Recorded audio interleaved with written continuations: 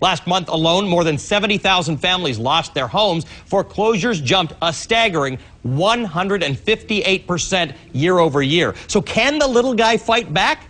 Well, Greg Hunter thinks so. I think they can. In foreclosure, the bank has to show it owns your house. But what most people don't know is almost half the time, the banks don't have that paperwork to prove it in court. In many cases, it ends up lost or destroyed. It's a national problem that the banks would love to keep quiet, because knowing that could be your best defense in fighting foreclosure. Everything was all right until I refinanced. Like many homeowners, Jackie O'Brien is behind on her mortgage. She bought her house near Clearwater, Florida in 2004, but in 2007 fell behind on her payments following a death in the family. I'd returned to England, and I was sort of giving support to family members and things like this.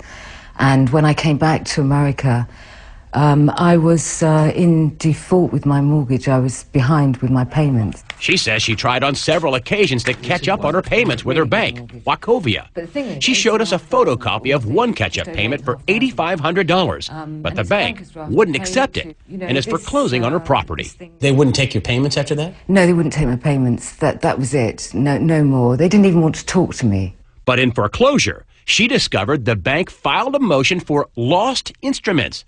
In other words, the bank lost or destroyed the actual proof that it owns her house. I think the note has been sold on so many times, and they've become very sloppy with their paperwork. It could be on a dumpster somewhere, for all I know.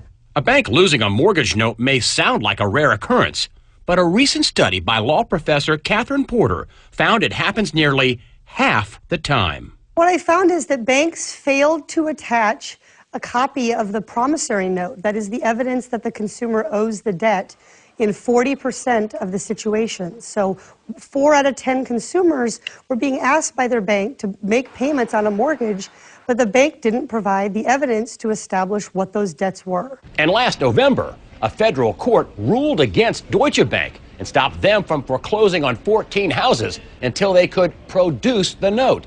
Those foreclosures are still in limbo. If your case ends up in court, don't let the mortgage companies off easy. Make them produce the note. Chris Hoyer is a Tampa attorney who's on the internet with a free website that teaches people how to fight foreclosure. He thinks people should fight, not for a free house, but for a better deal. If you're about to lose your home, at least make them produce the note. Make them prove, first, that they have the note, the IOU, and second, that the person who's standing in court is a person authorized by the owner to take your home. And that's just what Jackie O'Brien is planning to do. I'd like to know who actually owns my mortgage. I'd like to know who I can deal with. I'm going to make them produce the note. She says the bank is pressing on with foreclosure and won't agree on a catch-up payment. In addition, she says they keep tacking on fees. The only way that they will do it is that if I pay them something like $20,000 in fees and things. They want me to pay all these extra fees that they've thrown in on top. Catherine Porter says excessive and unnecessary fees are also a national trend. The most disturbing thing we saw was that most banks simply don't tell consumers what these fees are for. So we saw thousands of dollars of charges that were labeled as other or miscellaneous. And so consumers have no way to know if, in fact, those fees are legitimate. We contacted Wachovia to ask about the case, and they said, due to customer privacy concerns, we cannot give specifics into pending customer actions, but we will work with customers through the delinquency and foreclosure process to keep them in their homes.